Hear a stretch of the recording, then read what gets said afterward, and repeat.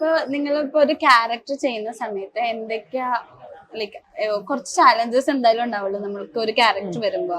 അപ്പൊ അതിന് വേണ്ടിട്ട് എന്തൊക്കെ തയ്യാറെടുപ്പ് എടുക്കാറ്? ഇല്ല, പ്രത്യേകിച്ച് തയ്യാറെടുപ്പൊന്നുമില്ല.